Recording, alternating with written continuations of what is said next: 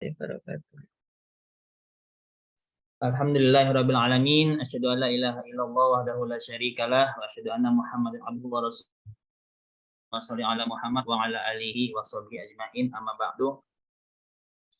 Alhamdulillahirabbil alamin, puji syukur kepada Allah Subhanahu wa taala sehingga kita pada malam hari ini bisa saling silaturahim kembali nih, Ustaz Happy, Dr. Basuki.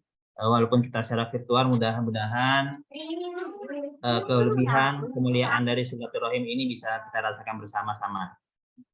Salawat dan salam semoga senantiasa tercurah kepada uswatun hasanah kita Nabiullah Muhammad sallallahu alaihi wasallam. Yang malam hari ini kita akan mencoba mengambil ibrah dari sirah Nabi Muhammad sallallahu alaihi wasallam, dan semoga ketika kita mencoba mengambil inspirasi dari sirah beliau, kita akan mendapatkan mutiara yang sangat luar biasa indahnya. Baik teman-teman semua, marilah bersama-sama kita buka acara kita pada malam hari ini dengan lafaz basmalah. Bismillahirrahmanirrahim. Selanjutnya mungkin untuk mempersingkat waktu, saya persilakan pada Ustadz Happy Andi Bastoni untuk memaparkan salah satu tema kita malam hari ini. Kalau kemarin Ustadz ya sudah membahas tentang perang Khandaq, insya Allah malam hari ini kita akan mencoba membahas peristiwa penting setelah perang Khandaq. Baik Ustadz, untuk mempersingkat waktu, silakan Ustadz. Tafadhol. Baik, bismillah. Assalamualaikum warahmatullahi wabarakatuh. Waalaikumsalam warahmatullahi wabarakatuh. Alhamdulillah, assalatu wassalamu ala rasulillah wa ala alihi wa sahbihi wa mawala. Rabbi syrah li sadri wa yassir li amri wa hlul uqdatan min lisani yafqahu qawli. Amsayna ala fitratil Islam wa kalimatil ikhlas wa ala dini nabiyina Muhammadin sallallahu alaihi wasallam wa ala millati abina Ibrahim hanifah wa ma kana minal musyrikin. Para peserta kajian Rabu malam, kita bersyukur kepada Allah Subhanahu wa taala pada malam hari ini dipertemukan oleh Allah kembali dalam keadaan sehat, alhamdulillah. Dan kalau kita lihat kalender ya, hari ini kita per maghrib tadi ya, itu sudah masuk hari atau tanggal 9 ya, 9 Muharram ya. Disebut dengan Yaumut Tasi' atau Yaumut Tasu'a ya. Nah, sekedar mengingatkan ya bahwa di antara puasa yang disunnahkan oleh Rasulullah SAW adalah berpuasa Ashura, tanggal 10 Muharram, jatuh pada hari Jumat. Namun ketika Rasulullah datang ke Madinah waktu itu, para sahabat mengabarkan bahwa orang-orang Yahudi dan Nasrani pun yu'azzim ya, memuliakan tanggal 10 itu. Makanya Rasulullah kemudian menyebutkan, lain baqi itu, kalau usiaku sampai tahun depan, kata Rasul ya, la asummanna tasawwur ya, saya akan berpuasa juga di tanggal 9. Maka para ulama menyimpulkan, di antara Abdullah bin Abbas sahabat Nabi menyimpulkan, disunahkan berpuasa di tanggal 9 dan di tanggal 10 ya. Pun ada hadis lain mengatakan beliau akan berpuasa ya di tanggal berpuasalah, kata Rasul, sebelum Khaliful Yahud ya, berbedalah kalian dengan orang Yahudi ya, berpuasalah sehari sebelumnya dan sehari setelah.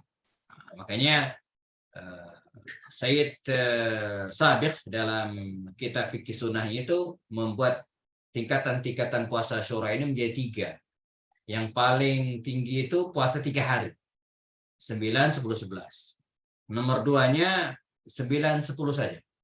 Dan ini yang populer, 9, 10 ya.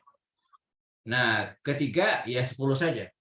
Malah Imam Abu Hanifah menganggap makruh puasa 10 saja ya. Jadi bukan sunnah, malah makruh katanya ya. Apalagi hari Jumat. Sebab tasyabbuh ya dengan orang-orang Nasrani atau Yahudi pada. Maka bagi yang kesehatannya bagus gitu ya, dan tidak ada halangan ya, maka kita niatkan besok berpuasa Tasu'ah ya, dan 10-nya juga kita niatkan berpuasa Asyura. Ini puasa yang afdol kata Rasul, ya. Puasa yang sangat afdol karena dilaksanakan di bulan Muharram. Afdol siyami ba'da Ramadan syahrullahil Muharram. Jadi puasa yang afdol setelah Ramadan itu adalah puasa Syahrullahil Muharram, di bulan Allah, yaitu bulan Muharram. Ya. Abu Qatadah, sahabat Nabi, juga pernah menyebutkan ketika Nabi ditanya tentang keutamaan puasa Asyura ini, faqala yukaffiru sanatal madiyah. Jadi puasa Asyura ini menghapus dosa, ya, as-sanatal madiyah, dosa yang setahun yang lalu. Jadi kalau puasa Arafah itu yukaffiru sanal madiyah wal baqiyah, lalu dan setahun yang akan datang, tapi kalau puasa Asyura ini yukaffiru sanatal madiyah, menghapus dosa yang telah lalu. Jadi ini keutamaan puasa ini, sayang kalau kita lewatkan, karena itu kita dianjurkan berpuasa esok hari. Oke, baik. Pada pertemuan lalu, kita sudah membahas 3 perang besar di masa Nabi, Badar, Uhud, Khandaq.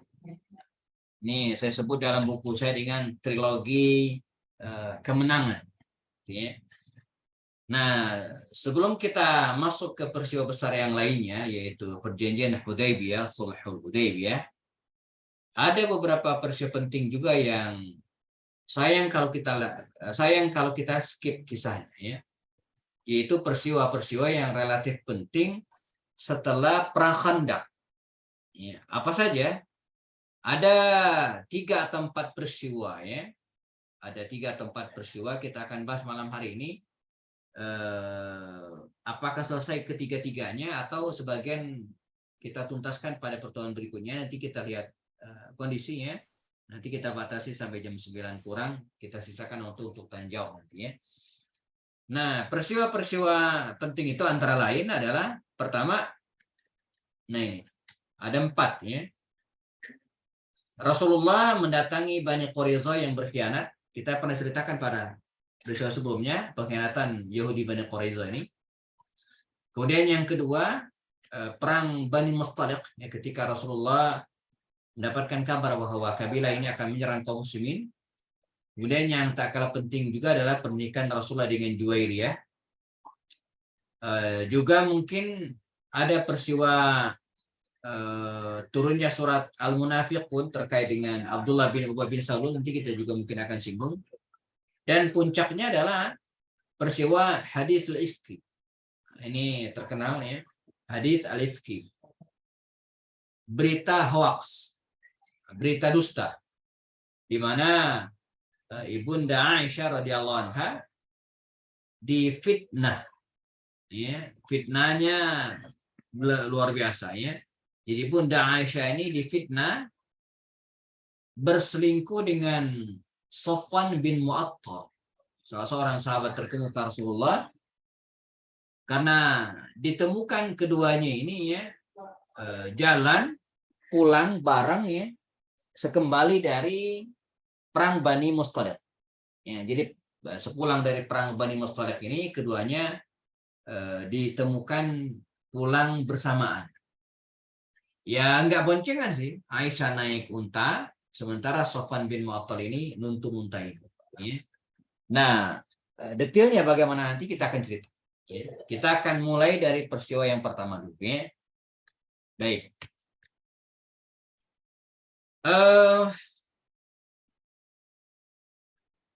Perang Khandaq berakhir.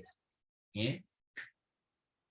10.000 tentara kafir Quraisy dan sekutunya setelah mengepung kaum muslimin hampir sebulan, balik kanan, pulang ke rumahnya masing-masing di Mekah dan sekitarnya.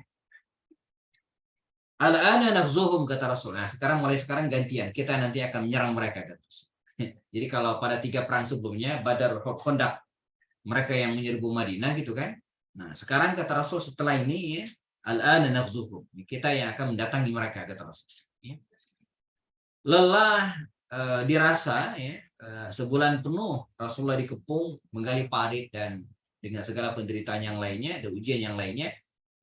Nabi sejenak ingin rehat, istirahat di rumah istrinya, Ummu Salamah.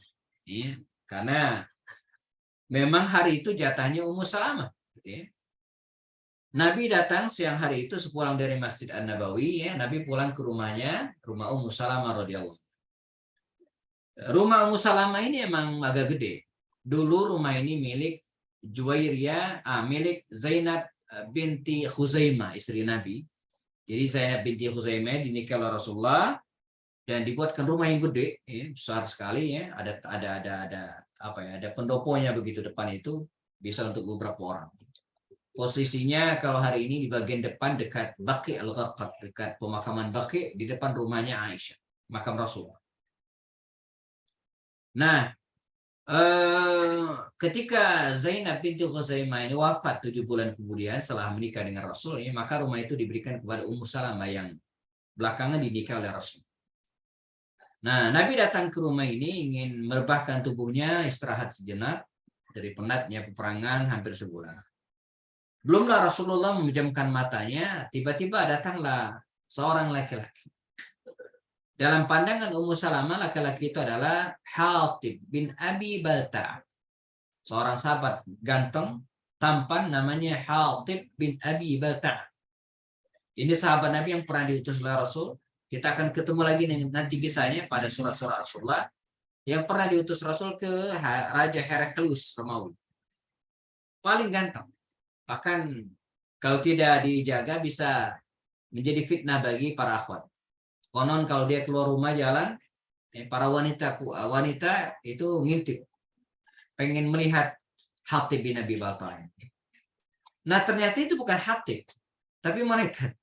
Jadi malaikat itu kalau turun menemui Rasulullah, dia pasti menyerupakan diri dengan manusia. Begitu ya. Nah di antara sahabat Nabi yang paling sering dia serupakan itu adalah sahabat Nabi ini, Hatib bin Abi Balta. Ya. Makanya Ummu Salamah ketika ditanya Rasul selepas pertemuan itu menyebutkan Hatib, bukan kata Rasul. Itu adalah malaikat Jibril. Di mana malaikat Jibril ini mengabarkan kepada baginda Rasul, ya Muhammad, kata malaikat Jibril, kami para malaikat pun belum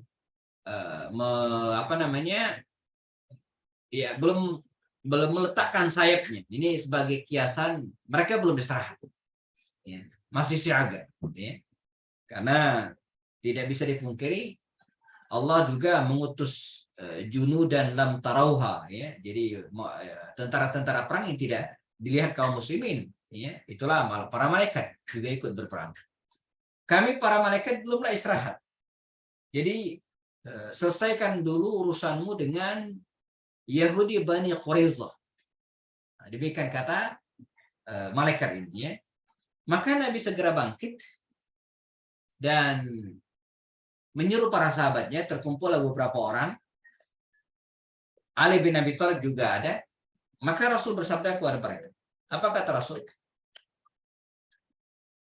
Man kana sami'an muti'a fala yusalliyanna al-asra illa fi Bani Quraiza.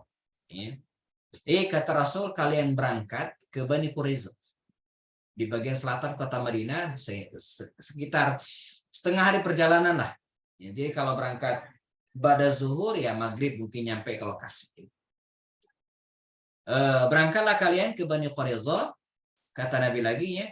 Man kana sami'an muti'a, siapa yang bisa mendengar dan taat, fala yusalliyanna al-asra, jangan salat asar, illa fi Bani Quraiza, kecuali di tempat Bani Quraiza, di lokasi.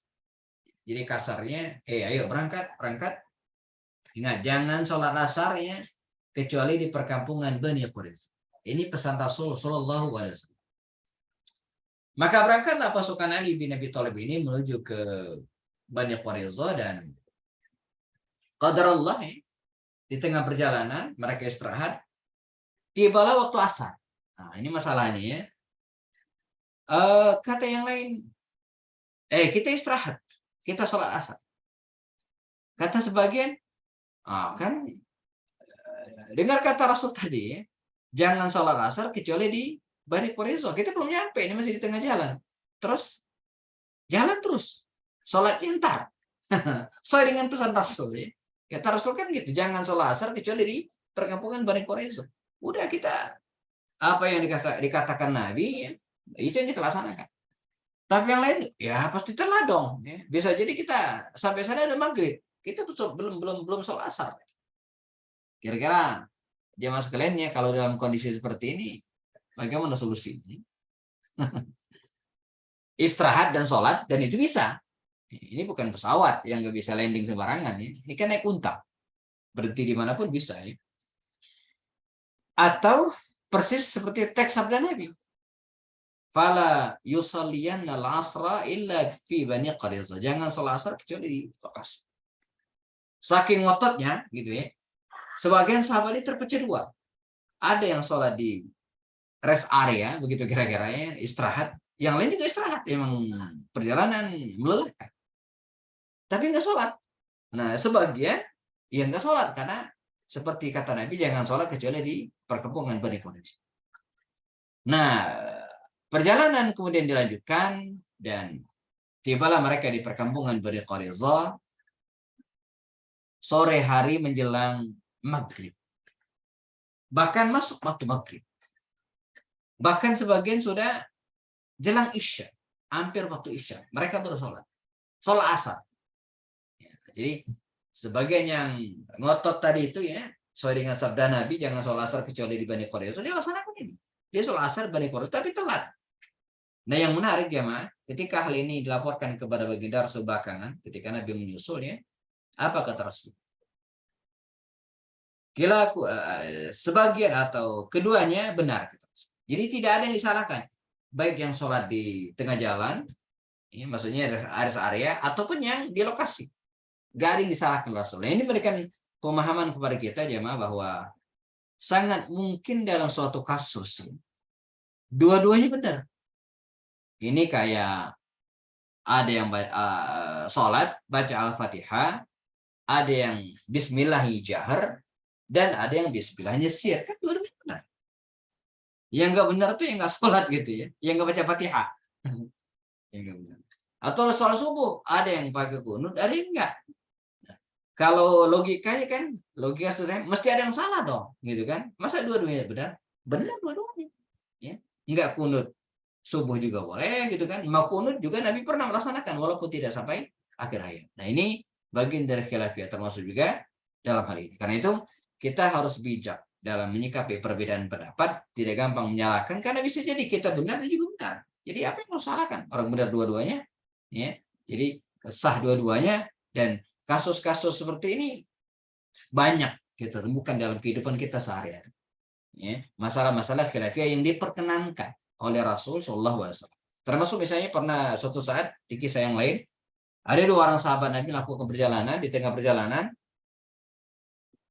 tiba waktu sholat zuhur, mau wudhu nggak ada air, maka dua sahabat Nabi ini bertayamum,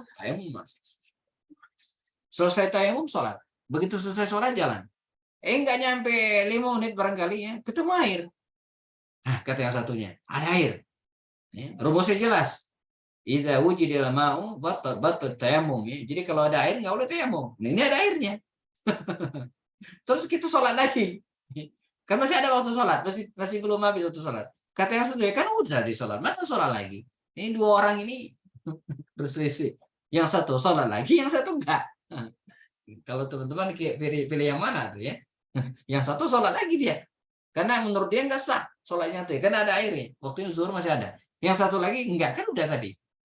Ketika dilaporkan kepada baginda Rasul, apa kata Nabi? Kepada orang yang tidak ngulang sholatnya, tidak ngulang sholat, Nabi mengatakan, laqad asabta sunnata wa ajza'at salatuka. Udah, sholatmu benar dan engkau sesuai dengan sunnah. Jadi tidak salahkan, boleh. Tapi kepada yang sholatnya tadi, Nabi mengatakan, ya, walakal ajron, ente dapat 2 pahala. Jadi dua-duanya benar ya. Yang sholat lagi boleh, yang nggak sholat juga nggak masalah karena sudah sholat. Ya. Nah baik, tibalah kaum muslimin, belakangan Rasulullah menyusul ya, dan kemudian mengepung Bani Quraisyah, terjadi negosiasi, ketemu dengan pimpinannya Ka'ab bin Asad, dan opsinya menyerah atau mereka membunuh anak mereka sendiri atau melakukan perlawanan. dan tiga-tiganya ditolak. Akhirnya Rasulullah mengutus seorang sahabat terkemuka dari kabilah Bani Aus, Sa'ad bin Mu'adz. Sa'ad bin Mu'adz waktu itu sedang terluka. Kalau nggak salah tangannya. Jadi kena panah musuh waktu perang Khandaq, dia dalam keadaan terluka. Nah, Sa'ad bin Mu'adz ini orang yang dulunya bersahabat dengan Bani Quraisyah. Makanya Nabi utus. Ya. Karena yang tahu persis mereka itu adalah Sa'ad bin Mu'adz. Sa'ad bin Mu'adz memperhatikan dan menilai, pada akhirnya memutuskan untuk mengeksekusi mereka yang berkhianat itu. Karena pengkhianatan mereka sangat fatal kalau berhasil. Walaupun pada akhirnya gagal, tapi bukan karena mereka menyesal, tapi karena memang gagal. Dikisahkan dalam banyak riwayat, ada yang mengatakan 500, 700, bahkan ada yang mengatakan 800 orang Yahudi pada saat itu yang jadi tentara gitu bukan anak-anak, bukan wanita, bukan orang tua, betul-betul yang tentara itu dieksekusi. Nah, sebelum dieksekusi, mereka sempat bertanya kepada Abu Lubabah bin Abdul Munzir, seorang sahabat Nabi juga, hukuman apa yang dijatuhkan Muhammad kepada kami? Maka kata Abu Lubabah bin Abdul Munzir, katanya, itu isyarat. Dan itu nggak boleh, itu namanya ngebocorin rahasia. Maka belakangan Abu Lubabah bin Abdul Munzir ini punya cerita sendiri. Dia menyesal dengan kesalahannya itu, dia lari dan tibalah di Masjid Nabawi, lalu dia mengikat dirinya di sebuah ustuana, di sebuah tiang di Raudhah. Maka kalau kita datang ke Raudhah, coba kalau sempat, saya beberapa kali sempat saya foto dan tandain kalau nggak salah di baris kedua bagian depan itu ada tulisan Ustunuatu At-Taubah atau Abu Lubabah. Nah, di tiang itulah Abu Lubabah dulu mengikat dirinya. Dan berjanji tidak akan melepaskan dirinya kecuali untuk sholat dan makan di tempat sampai Allah Rasulnya memaafkan. Nah, setelah 6 hari kemudian turunlah permaafan dari Rasulullah, Allah Subhanahu wa taala juga dan baru Abu Lubabah bin Abdul Munzir ini melepaskan diri. Nah, ini kisah tentang Abu Lubabah. Adapun Sa'ad bin Mu'adz, pada akhirnya tidak lama setelah peristiwa ini dia meninggal dunia. Syahid, dia meninggal dunia karena luka yang sangat parah yang dideritanya selepas perang Khandaq. Maka Bani Quraisyah ini selesai selesaikan oleh Rasul, sehingga kalau dalam perang Badar, setelah perang Badar berkhianat Bani Qainuqa, diberesin. Setelah perang Uhud berkhianat Yahudi Bani Nadir, diusir dan kabur ke Khaybar. Nanti ada perang Khaybar. Nah, Yahudi Bani Quraisyah ini berkhianat setelah perang Khandaq. Tiga-tiganya berkhianat. Makanya kalau kita pahami karakter orang-orang Yahudi ini tidak bisa dilepaskan dari dua hal. Pertama, penakut. Yang kedua, pengkhianat. Di mana sama? Penakut kalau berperang dari balik benteng, nggak pernah terang-terangan. Makanya 3 Yahudi ini diperangi oleh Rasul, semuanya bersembunyi di balik benteng. Beda dengan orang-orang Quraisy, kafir Quraisy sekalipun. Perang Badar, Uhud, Khandaq itu di lapangan terbuka gitu Tapi orang Yahudi nggak pernah. Nanti kita akan ketemu dengan perang Khaybar yang juga melawan orang Yahudi, mereka bersembunyi di balik tembok-tembok dan benteng-benteng Khaybar. Ini nggak pernah berperang di depan. Yang kedua, mereka suka mengkhianati perjanjian. Ini menjadi alasan utama baginda Rasulullah SAW menghancurkan orang-orang Yahudi ini. Beberapa hikmah yang bisa diambil. Pertama, memahami perbedaan pendapat. Tadi sampaikan dalam kehidupan ini kita tidak mungkin semuanya sepakat. Kita harus toleransi dalam perbedaan yang dibenarkan. Tapi kalau sudah masuk hal-hal yang krusial, misalnya apakah ada nabi setelah Muhammad? Ada yang mengatakan tidak, ya salah. Karena nggak ada gitu nggak ada toleransi Atau misalnya ada yang mengatakan ada Al-Quran selain yang kita pegang hari ini, ya salah. Ini prinsip namanya gitu kan. Hal-hal yang tidak bisa ditoleransi. Tapi untuk hal-hal yang sifatnya khilafi masalah-masalah ibadah misalnya, ya kita sangat-sangat memungkinkan berbeda pendapat. Belajar di cara Nabi mengeksekusi musuhnya, Nabi tidak lisannya sendiri enggak, tapi Nabi menggunakan para sahabat untuk memutuskan. Karena beliaulah yang tahu persis, Sa'ad bin Mu'adz yang tahu persis kelakuan, karakter dan orang-orang Yahudi, Bani Quraisyah yang dulu sempat menjadi sekutu kalangan Aus, kabilahnya Sa'ad bin Mu'adz. Memahami karakter asli bangsa Yahudi, tadi sampaikan dua watak asli Yahudi yang dipertontonkan hingga hari ini. Mereka penakut, bahkan sejak zaman Nabi Musa alaihissalam disuruh masuk ke Palestina, mereka mengatakan fa inna fiha qauman jabbarina. Kami nggak mau masuk ke Palestina. Ada kaum jabbarin, kaum diktator. Idhab anta wa rabbuka faqatilah. Pergilah engkau yang Musa dan Tuhanmu berperanglah. Inna hahuna qaidun. Kami nunggu di sini duduk santai. Makanya sampai meninggal Musa, Bani Israel nggak bisa masuk ke Palestina. Makanya makamnya Nabi Musa itu ada di Yordania hari ini, walaupun sudah berbatasan dengan Palestina. Mengapa bangsa Bani Quraisyah ini dihancurkan? Pertama, mereka telah berkhianat. Pengkhianatan fatal. Mereka berkhianat di tengah kecamuk perang yang sangat menjepit. Jadi ini kritis gitu ya, sampai Allah menyebut bahwa kaum muslimin itu betul-betul terjepit. Dan yang memutuskan eksekusi bukan Rabi, tapi rekan mereka dari kalangan Ansar, yaitu Sa'ad bin Mu'adz radhiyallahu. Nah, ini ya kisah tentang eksekusi atau perang melawan Yahudi Bani Quraisyah. Ya. Dan dengan berakhirnya perang Yahudi Bani Quraisyah ini, berakhirlah ekstensi keberadaan orang-orang Yahudi di Madinah. Kalaupun ada personal, jadi bukan perkabilah lagi mereka. Ya. Masih ada satu sisa yang lagi nantinya, yaitu di Khaybar. Nanti ada perang Khaybar, lanjutan dari kisah orang-orang Yahudi Bani Quraisyah. Ya. Baik, kemudian peristiwa yang kedua jemaah, yang terjadi setelah perang Khandaq. Pertama pengusirannya perang melawan Yahudi Quraisyah. Yang kedua adalah perang Bani Mustalik, atau yang disebut juga dengan perang saya lupa namanya. Nanti ketemu ya. Jadi ada dua nama perang ini. Pertama Bani Mustalik, ini kabilahnya ya. Yang kedua adalah Muraisi'. Baru ingat saya. Muraisi' itu nama sumur. Jadi karena lokasi perangnya memang dekat sumur. Jadi kalau jamaah membaca beberapa buku dan menemukan judul perang Bani Mustalik, tapi tidak disebut itu, diganti dengan perang Muraisi'. Ya, Bi'r Muraisi' itu sama saja. Dua-duanya satu peristiwa. Tak lama setelah perang Khandaq berakhir, ya, Rasulullah mendengar bahwa pimpinan kabilah Bani Mustalik yang terletak di arah ke Mekah, ya, Haris bin Dhirar namanya, yang belakangan diketahui ayah Juwairiyah bintil Haris, ingin menyerang kaum muslimin di Madinah. Ya.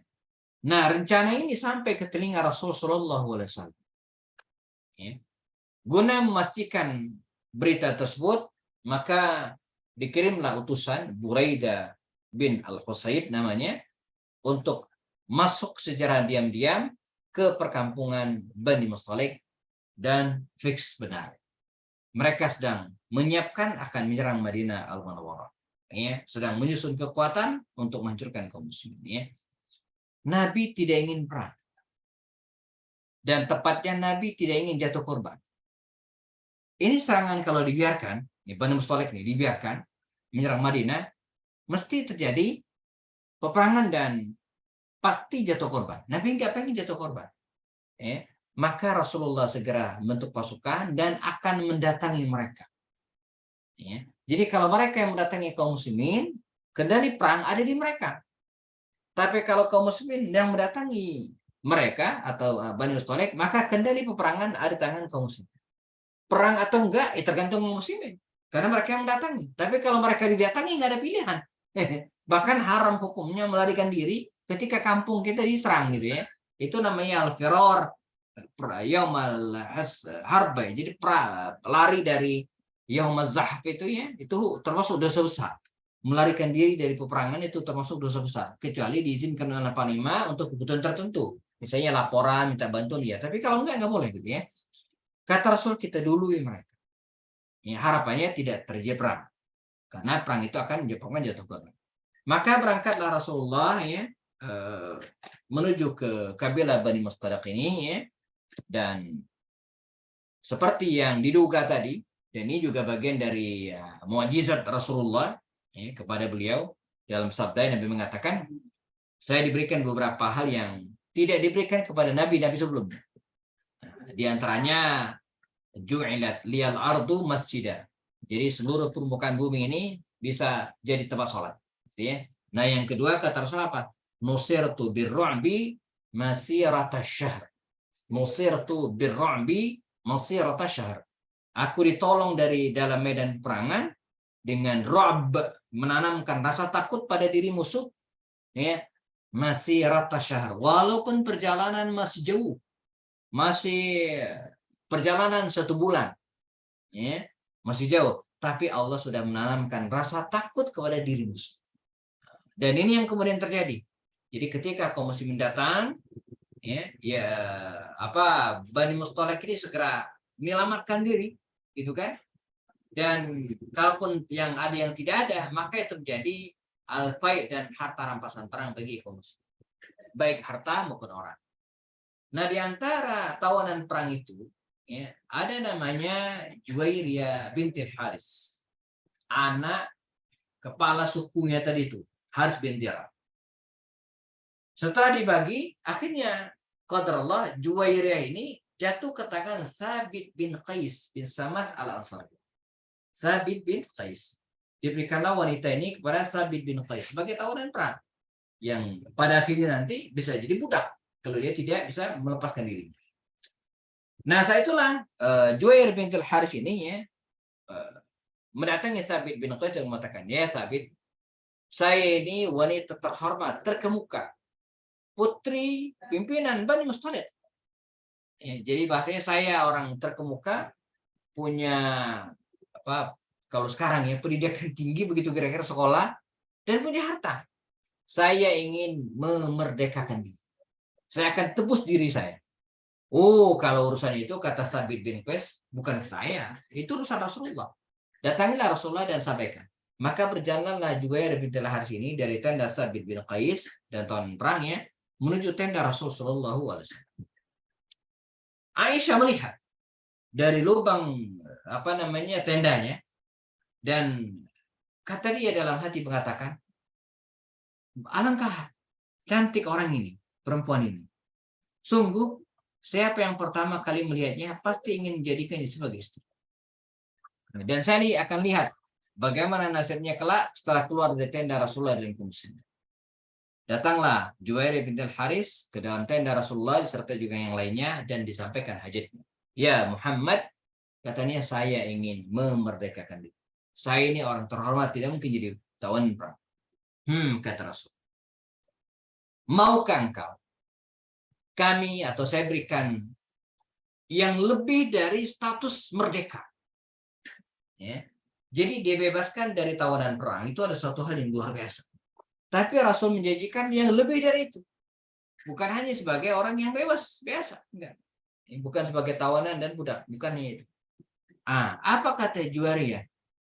Engkau menjadi istriku, kata Rasul. Dan Juwairiyah pun akhirnya setuju.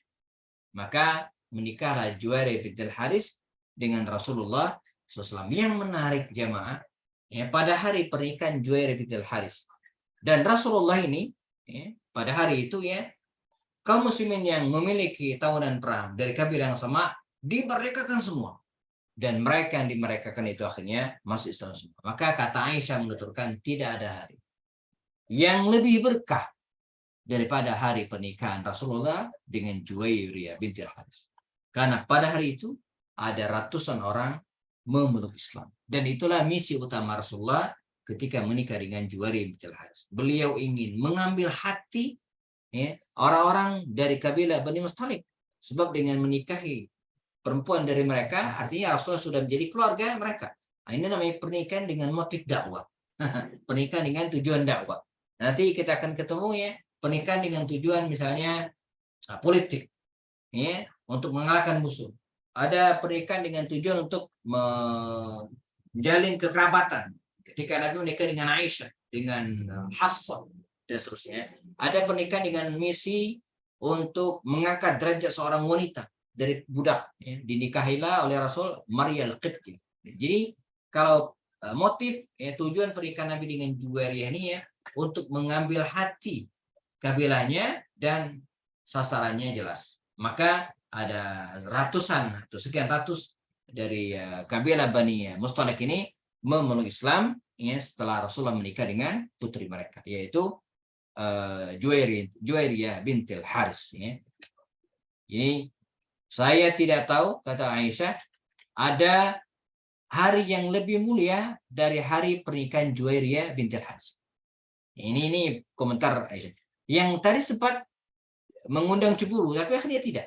Ya, jadi demikianlah istri Rasulullah SAW. Ya. Nah, dalam perjalanan ini juga jemaah, saya close sampai di sini ya.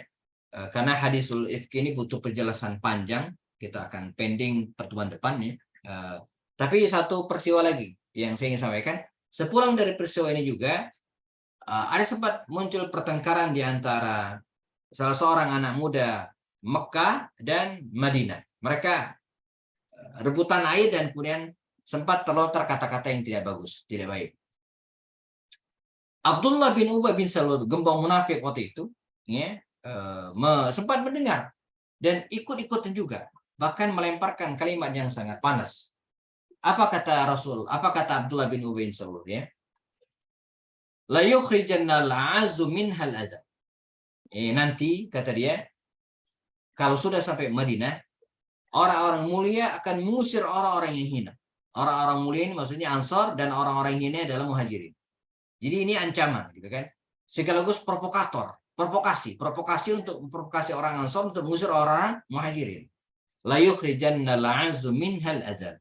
Ya, sungguh orang-orang yang mulia, maksudnya orang Ansar, mereka yang menganggap dirinya Ansar, akan mengusir orang-orang yang hina.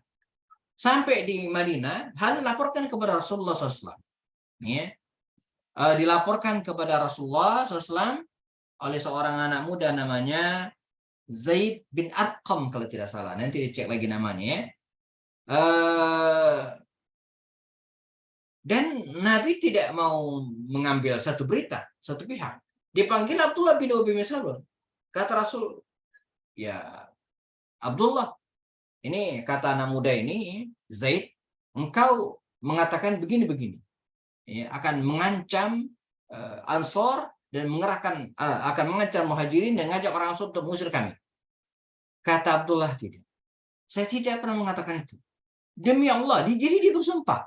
Nah, ini yang kemudian membuat anak muda Zaid bin Arqam ini terjepit. Di satu sisi dia mendengar langsung, tapi ketika dilaporkan kepada Rasulullah, yang bersangkutan menyangkal, bahkan bersumpah. Dan sempat ya, anak muda ini terpojokkan, gantian dia yang dibully gitu ya oleh yang lainnya.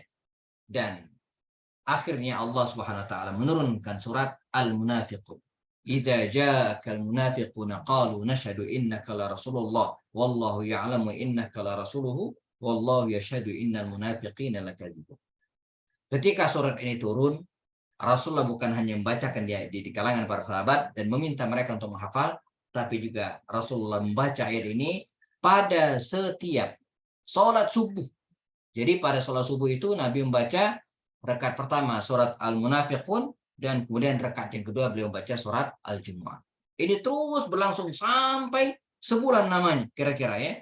Jadi ketika Rasulullah SAW membaca surat ini ya, hati dan nafas gitu kira-kira ya, orang-orang munafik itu sesak karena ayat itu ditujukan kepada mereka. Malah kalau kita baca surat Al-Munafiqun itu ya, pada ayat yang keberapa yang di belakang ya, itu diantara bunyinya persis seperti ungkapan Abdullah bin Ubay bin Salul ya. Jadi la yukhrijannal azu minhal adzal. Jadi ada kalimat itu dalam surat Al-Munafiqun ya. Nah, dari sini kemudian posisi orang munafik ini semakin lama semakin kejepit.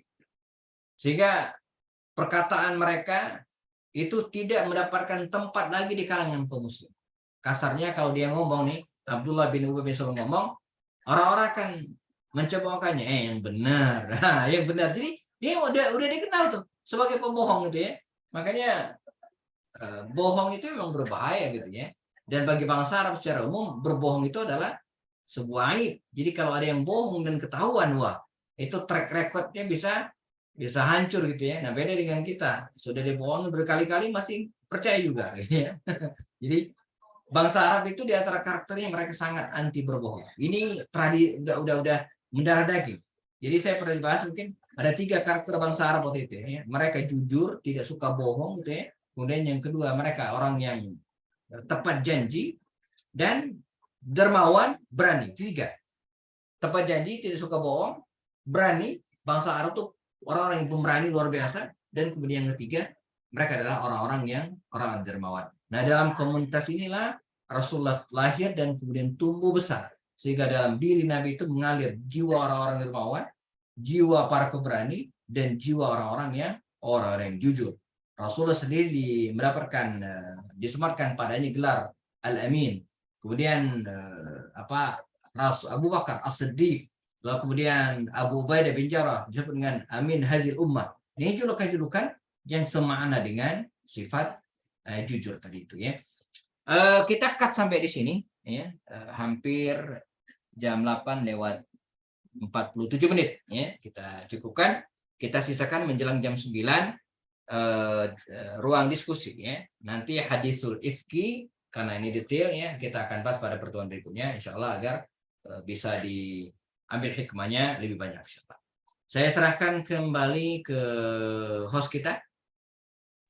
Baik, terima kasih Ustadz Happy, pemaparan yang luar biasa sekali nih Ustadz, sistematis dan juga jadi ternyata memang salah satu inspirasi yang bisa kita dapatkan setelah perang Khandaq selesai, ternyata malaikat Jibril tidak memberikan waktu istirahat ini salah satu mungkin nih untuk istirahat gitu pada Rasulullah Ustadz.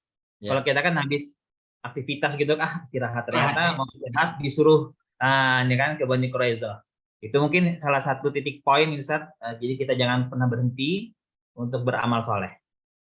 Izin Ustaz saya membacakan ini ya pertanyaan yang ada di chat ya Ustaz ya. Silakan. Dari Dr. Prita.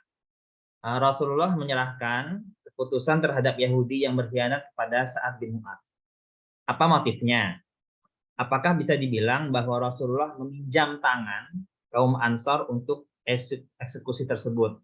Kalau itu terjadi zaman sekarang, mungkin para pembela HAM akan banyak berkuar-kuar. Nah, mohon penjelasannya Ustaz. Ya, betul ya. Jadi di dalam kitab Al-Manhaj Al-Harafi, saya pernah baca ya.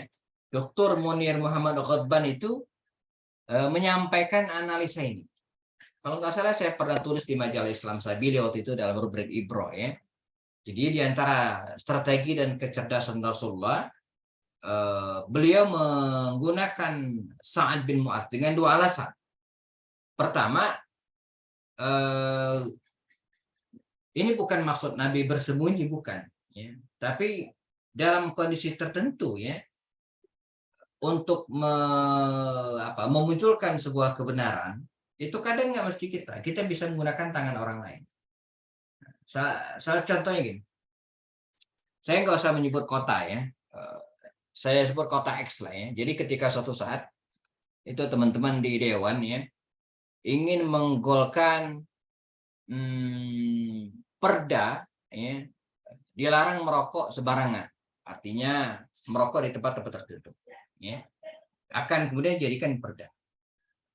Mohon maaf, itu kalau teman-teman PKS misalnya yang ngomong tentang larangan rokok di sembarang tempat, itu bukan berita. Biasa. Orangnya pada gagak ngerokok semua gitu ya.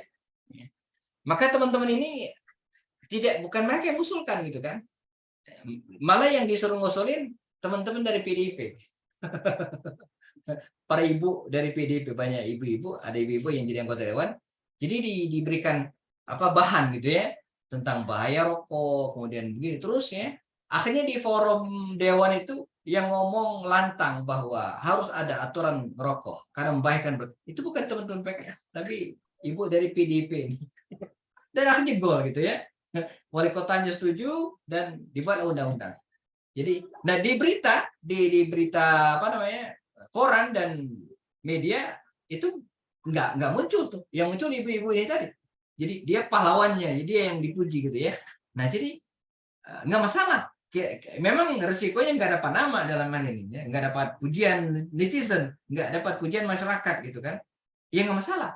Yang penting ya tercapai. Begitulah dalam dunia politiknya. Nah kembali ke kisah Rasulullah SAW bahwa beliau dalam konteks ini gitu kan menggunakan posisi. Nah, begitu. Sa'ad bin Mu'adz. Ya.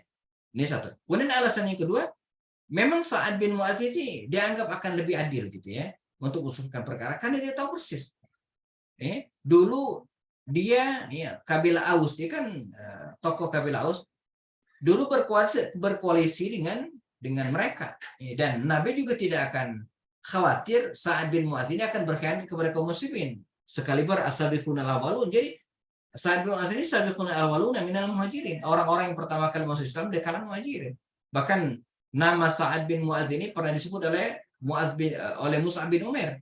Kata Mus'ab, ya Rasulullah, kalau Anda pengen menaklukkan dan kemudian menguasai Madinah, maka kuasailah dua kabilah, Aus dan Khazraj. Kalau Anda pengen menguasai Aus dan Khazraj, maka Islamkanlah Sa'ad bin Mu'adz dan Sa'ad bin Ubadah. Jadi Sa'dain, kata Mus'ab bin Umair, dua Sa'ad. Nah, jadi dia adalah orang yang di awal-awal masuk Islam, sahabat Nabi yang terkemuka. Walaupun pada akhirnya usianya tidak panjang, tidak lama setelah dia kemudian meninggal dunia. Ya, sampai disebutkan keputusan dan meninggalnya Sa'ad bin Mu'adz ini ya mengguncang arsy Allah, saking dahsyat. Baik. Boleh nanya lagi Ustadz?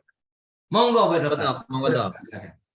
Saya juga penasaran, mungkin ini penasarannya tidak pada tempatnya atau bagaimana. Sa'ad bin Mu'adz disebutkan telah mengeksekusi banyak orang ya, kan ratusan. Sedangkan pada saat itu dia dalam kondisi terluka. Terbukti tidak berapa lama dari peristiwa itu dia pun wafat syahid. Nah, itu bagaimana dia mengeksekusinya? Jadi begini, yang mengeksekusinya itu yang memberikan keputusan, memutuskan itu memang Sa'ad bin Mu'adz. Tapi yang mengeksekusinya bukan dia. Ya, jadi teknisnya itu kalau kita baca riwayatnya, orang-orang Yahudi Bani Quraisyah ini nggak tahu kalau mereka dieksekusi. Jadi disuruh berbaris, dikeluarin, dipanggil 10-10 atau 15-15 berkelompok. Keluarlah mereka. Kata para sahabat, pergi ke sana. Pergilah mereka. Pergi. Nggak tahu, nggak dalam keadaan dipanggil lagi, dikit lagi, pergi lagi. Itu yang belakang itu sempat berbisik. Itu teman-teman kita dibawa kemana? Aku nggak balik-balik gitu ya. Emang nggak kembali karena mereka dieksekusi. Jadi bukan Sa'ad bin Mu'adz sendiri yang mengeksekusinya, mohon maaf, tapi dia yang memutuskan. Ya, sementara eksekutornya itu dari sahabat-sahabat Nabi yang lain. Jadi bukan beliau sendiri. Dia cuma memutuskan dan Rasul mengiyakan keputusan Sa'ad bin Mu'adz. Jadi tidak diketahui ya kemana mereka pergi, yang penting nggak balik ya. Iya, yang penting nggak balik. Dan mereka juga sendiri heran. Itu teman-teman kita ya dipanggil satu-satu dan seterusnya, kok nggak balik lagi gitu ya. Dan itu detail banget. Para sahabat memeriksa satu-satu di antara mereka dan pastikan itu adalah tentara perang. Kalau bukan tentara perang dibebaskan. Misalnya anak-anak. Nanti di antara mereka itu ada seorang wanita namanya Rayhanah binti Zaid. Ya, wanita dibebaskan dan belakangnya dinikah oleh Rasul. Namanya Rayhanah binti Zaid. Ya. Jadi wanita, anak-anak, orang tua itu tidak dieksekusi. Mereka dibebaskan atau diajak masuk Islam. Ya. Jadi mohon maaf, ada riwayat sampai mereka itu dicek apakah sudah balik atau belum. Dicek bulu ketiaknya, bulu kemaluannya gitu kan. Dipastikan. Kalau masih anak-anak nggak kena eksekusi. Dipastikan mereka itu pasukan perang dan layak dieksekusi.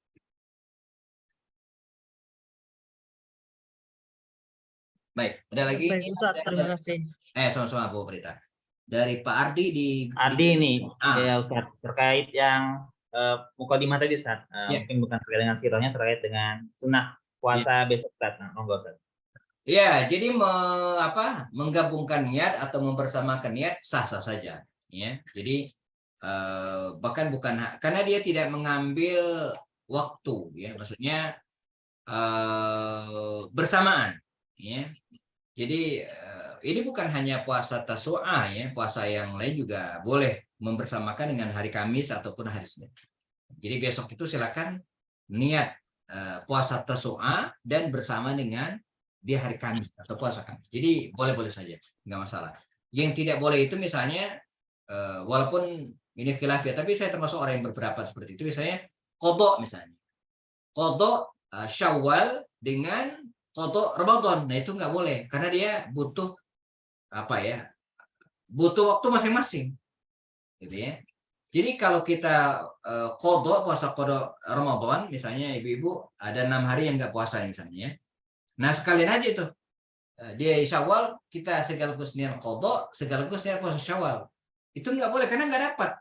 Sebab begitu di puasa qadha, dia menyempurnakan yang 30 ini. Gitu kan? Nah Syawal itu lain lagi.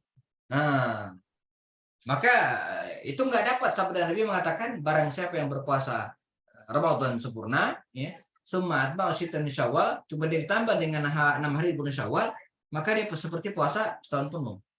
Nah, kalau digabungkan nggak dapat. Berbeda dengan puasa Kamis dan Tasu'ah. Dia Kamis dan kemudian dibersamakan. Kalau sholat sunnah misalnya gini, saya misalnya datang ke masjid, ya, ini bingung sholat sunnah tahiyat masjid atau sholat sunnah qabla zuhur. Nah, maka kita boleh melaksanakan sholat sunnah qabla zuhur. Dan sholat sunnah qabla zuhur itu ya sudah menjadi bagian dari tahiyatan lil masjid. Nah, sudah menjadi penghormatan terhadap masjid, tahiyat masjid. Jadi udah dapat dua. Jadi kita sudah mendapatkan tahiyatan lil masjid, menghormati masjid dengan sholat 2 rakaat, dan juga kita melakukan sholat qabliyah zuhur kalau waktunya mepet. Baik.